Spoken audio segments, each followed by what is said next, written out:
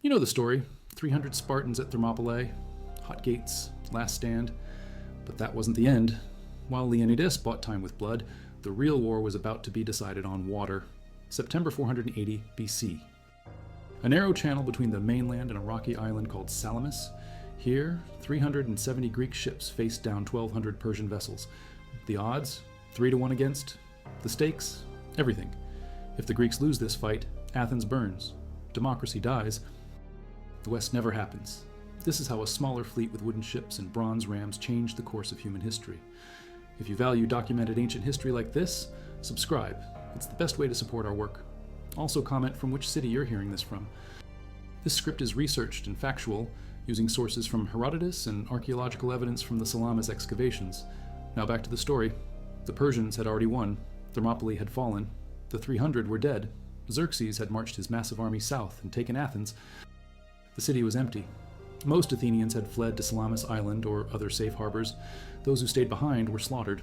The Acropolis was burning. Persian soldiers were picking through the ruins of the greatest city in Greece. Everything the Greeks had built, their democracy, their philosophy, their way of life, was turning to ash. But the Greek fleet was still intact. 370 triremes anchored in the waters around Salamis. Each ship carried 170 oarsmen and 30 marines. That's roughly 62,000 Greek sailors and fighters still in the war. The Persian navy was hunting them, 1,200 ships from across the empire. Phoenicians who knew every trick of sea warfare, Egyptians with vessels built for ramming, Ionians who had once been Greeks themselves but now served the Persian king. The numbers were crushing. For every Greek ship, there were more than 3 Persian ones. The Greek commanders were split. Some wanted to retreat to the Peloponnese and make a stand at the Isthmus of Corinth. Others, led by an Athenian named Themistocles, insisted they had to fight at Salamis. The argument got heated. Adimantus, the Spartan admiral, told Themistocles to shut up since Athens had been destroyed and he had no city to represent. Themistocles shot back that Athens still had 200 ships, which was more than any other Greek city could field. As long as those ships floated, Athens existed. Themistocles had a plan. The waters around Salamis were narrow. Persian numbers would mean nothing if they couldn't deploy properly. The Greek ships were heavier and built for ramming. Persian vessels were lighter, designed for archery and boarding. In tight quarters, weight and bronze rams would win, but the Persians had to be lured into the narrows. They had to think the Greeks were trapped and desperate. September 22nd, 480 BC, Themistocles sent his most trusted slave, a man named Sisinus, across the water under cover of darkness. The slave carried a message for Xerxes himself. The Greeks were panicking. They were about to scatter in different directions. If the Persians moved fast and surrounded Salamis Island, they could crush the entire Greek fleet before dawn. Xerxes took the bait. The Persian king had good reason to trust the intelligence. Greek cities had been betraying each other and switching sides throughout the war. Why wouldn't the Athenians try to cut a deal to save their own skins? He ordered his fleet to move immediately. The Phoenicians would block the western exit from the Salamis Channel. The Egyptians would seal the eastern passage. The main Persian force would advance through the center and crush any Greek ships they found. The trap was set. Persian vessels moved through the night, surrounding Salamis Island. 1,200 ships in formation. The oarsmen had been rowing for hours without rest. By the time the sun came up, they were already exhausted. The Greeks, meanwhile, had spent the night preparing for battle. Every trireme was checked for damage. Weapons were sharpened. The bronze rams were cleaned and inspected. Dawn broke on September 23rd, 480 BC. The narrow channel between Salamis and the mainland was about 1 mile wide at its narrowest point. That meant the Persian fleet, instead of attacking in a broad formation that used their numbers, had to funnel into a space barely wide enough for 40 ships side by side. The Greeks formed up in a single line across the channel, 370 triremes, with their bronze prows pointed straight at the enemy. Xerxes had built a golden throne on Mount Aigaleo, overlooking the water. He wanted to watch his navy finish off the last Greek resistance. His scribes were ready to record the names of ship captains who fought with special courage. The king expected this to be a massacre. So did most of his admirals. The Persian fleet entered the channel. Phoenician ships led the advance, their bronze rams glinting in the morning sun. Behind them came row after row of enemy vessels, Egyptian warships with their distinctive curved prows, Ionian triremes that looked almost identical to the Greek ones they were about to fight, Cilician vessels loaded with archers. The water was black with enemy hulls, but something was wrong. The channel was too narrow for the Persian fleet to maintain formation. Ships started bunching up. Oarsmen from different vessels were clashing oars. The neat battle lines dissolved into a chaotic mass of ships trying not to ram each other. The Phoenicians in front were still advancing, but the ships behind them had nowhere to go. That's when the Greeks attacked. 370 triremes surged forward in perfect formation. Each ship weighed about 40 tons when fully loaded. Bronze rams, cast in the shape of boar heads, extended 6 feet forward from the prow. A trireme, traveling at ramming speed, about 10 knots, could punch through the hull of an enemy vessel like an axe through thin wood. The collision was devastating. Greek ships smashed into the packed Persian formation. Bronze tore through cedar planks. The sound of splintering wood echoed across the water. Persian vessels, unable to maneuver in the crowded channel, became sitting targets. Greek marines poured onto enemy decks. The water turned red. The Phoenicians fought back hard. Their ships were fast, and their crews were experienced. But they were trapped between the advancing Greeks and their own fleet behind them. Persian archers tried to clear the Greek decks, but bronze armor turned most arrows. Greek hoplites, the same heavy infantry that had held the line at Marathon, were nearly impossible to dislodge once they got a foothold on an enemy ship. Ship after ship went down. The Persian admiral, a man named Archaeologus, who was Xerxes' own brother, tried to rally the fleet. His flagship rammed a Greek trireme amidships and seemed to be winning the fight. Then, an Athenian vessel commanded by Amenias struck Archaeologus' ship from the side. The Persian admiral was killed in the boarding action. When word spread that the fleet commander was dead, panic set in. The Egyptians tried to retreat, but found their escape route blocked by more Persian ships still trying to enter the channel. Egyptian and Persian vessels collided. Oars snapped, hulls cracked. Some ships capsized just from the chaos. Greek triremes, moving in disciplined formations, picked off enemy vessels one by one. By midday, the Persian fleet was in full retreat. Those ships that could still float were trying to escape the channel, but the Greeks weren't finished. They pursued the fleeing Persians into open water and continued the slaughter. Persian casualties mounted. 200 ships were sunk or captured, and that's 1 out of every 6 vessels in Xerxes' navy destroyed in a single day. Greek losses were minimal. 40 ships lost, maybe less. The exact number is disputed. But every source agrees the Greeks got the better deal by a massive margin. For every Greek ship that went down, the Persians lost 5. The math was brutal. Xerxes had started the day with overwhelming naval superiority. By sunset, the balance had shifted. If you value documented ancient history like this, subscribe. It's the best way to support our work. Also, comment from which city you're hearing this from. This script is researched and factual, using sources from Herodotus and Plutarch. Now back to the story. The Persian king watched his fleet disintegrate from his golden throne. Xerxes had expected to be recording the names of heroes. Instead, he was watching his invasion plan collapse. Without naval superiority, his army in Greece was cut off from supplies and reinforcements. The logistics were impossible. Feeding hundreds of thousands of soldiers required constant shipments of grain from across the empire. No ships meant no food. The Persian fleet had taken years to assemble. Ships from 24 different nations served under Xerxes' banner. The Phoenicians brought their finest war galleys, vessels with reinforced bronze prows designed specifically for ramming. Each Phoenician ship carried 40 marines trained in boarding actions. The Egyptians contributed 200 vessels with distinctive curved sterns and crews who had fought naval battles on the Nile for generations. The Cilicians brought fast ships perfect for hit-and-run tactics. Even the Greeks from Ionia, forced to serve their Persian masters, had provided 60 triremes identical to the ones they were now fighting against. Each Persian ship type had been chosen for specific advantages. The Egyptian vessels were built for stability in rough water. Their broad beams made them difficult to capsize but slow to turn. The Phoenician galleys were narrow and fast, perfect for ramming attacks but vulnerable if caught by heavier ships. The Ionian triremes matched the Greek ships in every specification. 170 oarsmen, 30 marines, bronze rams, and hulls built from the same Mediterranean pine. But the Greeks had advantages the Persians couldn't match. Every Athenian trireme captain had trained for this exact scenario. The narrow waters around Salamis were their home territory. They knew every current, every rocky outcrop, every place where the water was too shallow for deep-keeled ships. The Persian captains were sailing blind. Greek shipbuilders had perfected trireme design over 50 years of constant warfare. Each ship was 120 feet long and 18 feet wide. The hull was constructed from seasoned oak with a bronze-sheathed ram that could punch through enemy planking. The oarsmen sat in 3 rows, 27 men on each level, with the top row handling oars 14 feet long. These weren't slaves, chained to benches. They were free citizens of Athens, men who had voted to fight this war and chosen to serve on the ships. Training made the difference. Athenian oarsmen practiced ramming attacks until they could execute the maneuver without conscious thought. The technique required perfect timing. All 170 oars had to move in unison to build ramming speed. At the moment of impact, the oarsmen had to ship their oars instantly to avoid having them snapped off by the collision. Greek crews could perform this sequence while under enemy fire. Persian crews, assembled from across the empire and speaking different languages, struggled to coordinate basic maneuvers. The water itself became a Greek weapon. The channel between Salamis and the mainland was notorious for unpredictable currents. Local fishermen knew that the morning breeze would shift the current from west to east around midday.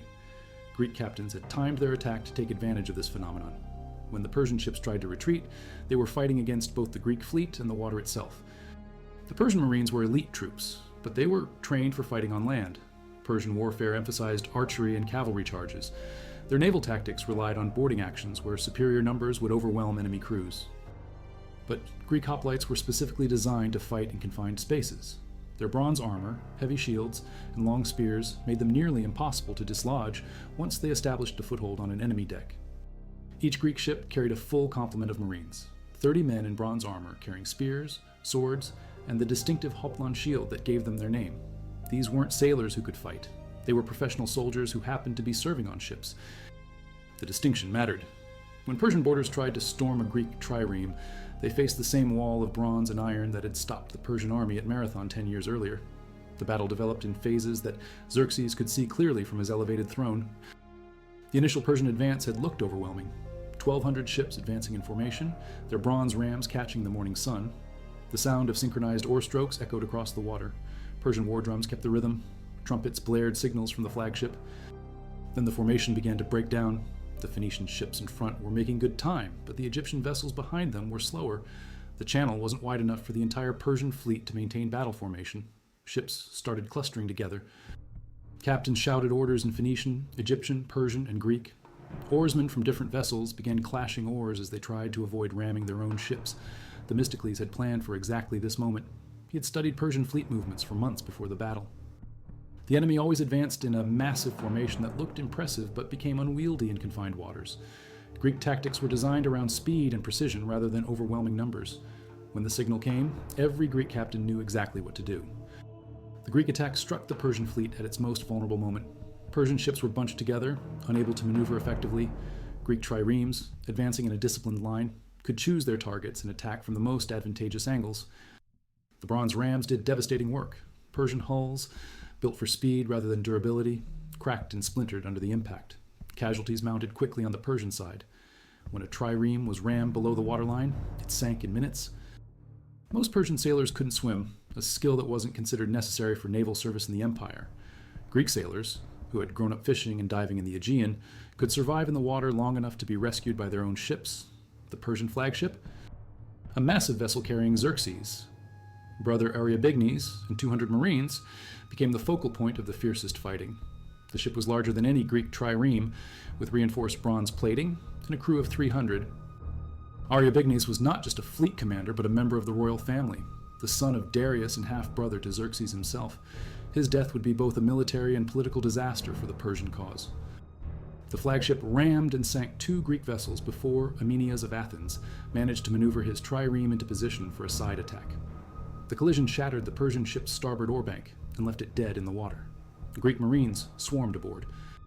Ariobaenes died fighting on his own deck, his body pierced by Athenian spear points. When his personal standard fell, visible from ships across the battlefield, the Persian retreat began, but the retreat became another disaster.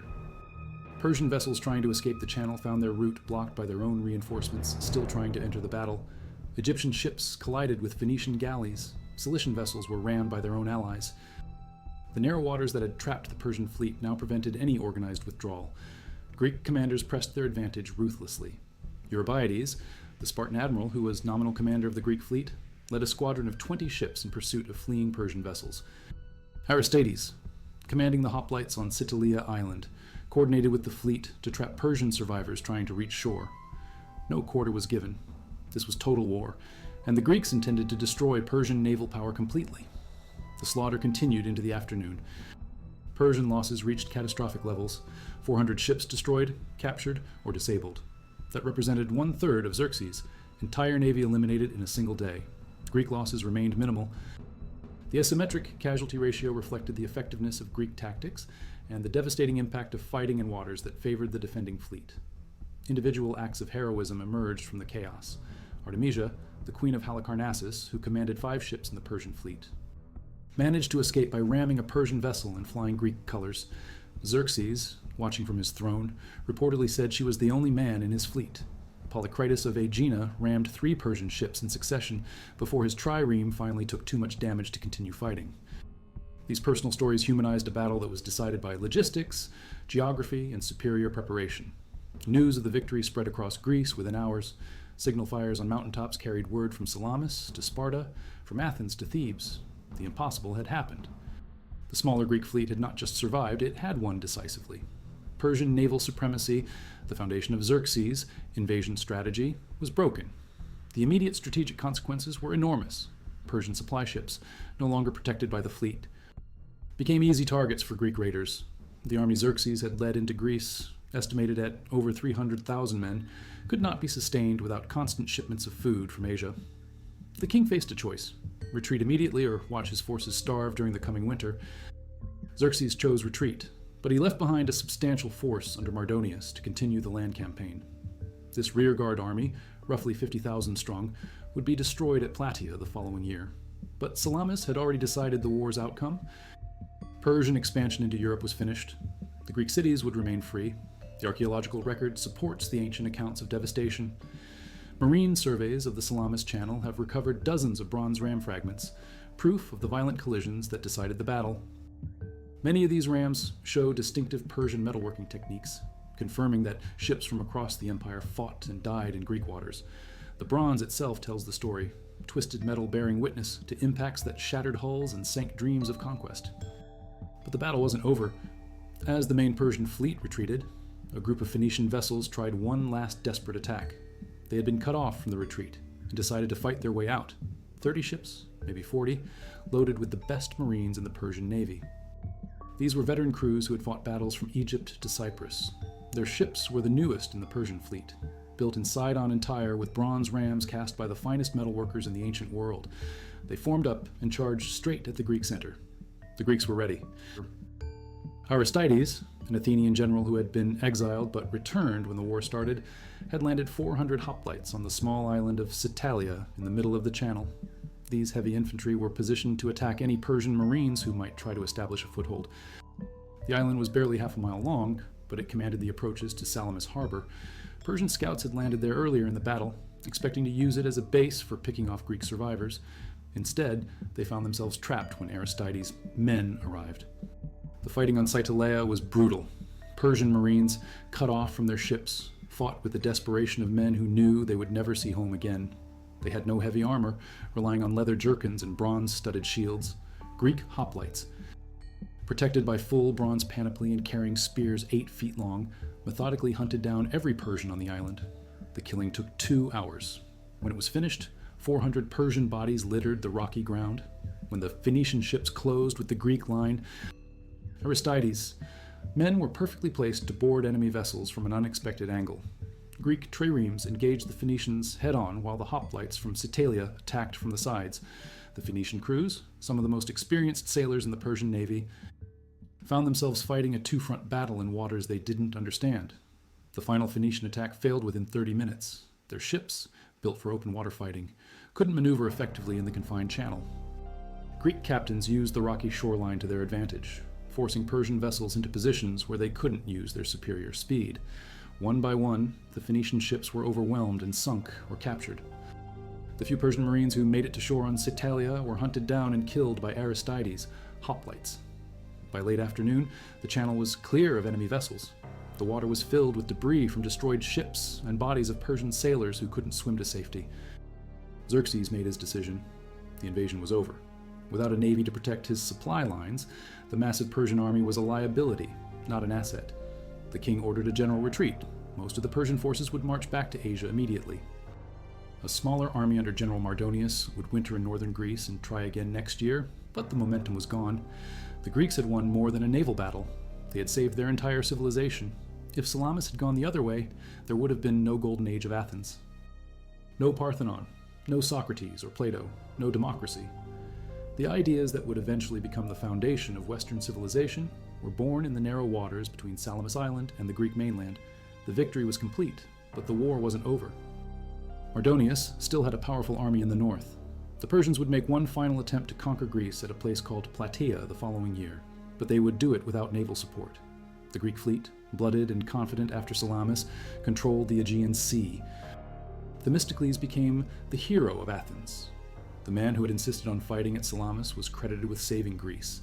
His strategy, luring the Persian fleet into narrow waters where their numbers became a disadvantage, was studied by naval commanders for centuries.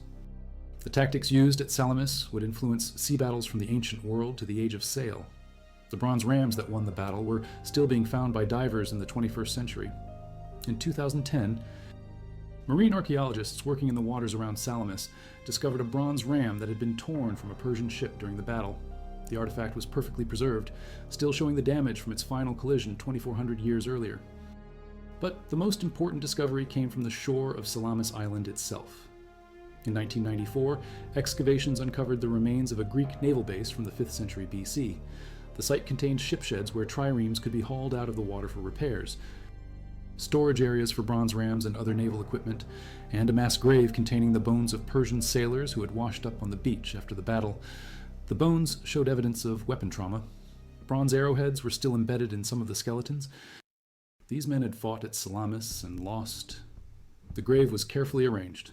The Persian dead had been buried with honor, not thrown into a pit like criminals.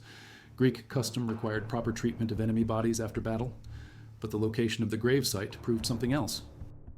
It sat on the exact spot where Themistocles had anchored the Greek fleet before the battle. The Persian sailors were buried where their enemies had prepared for victory. Salt water turned to bone, bronze rams to archaeology. But the narrow channel still remembers the day 1,200 ships became 370.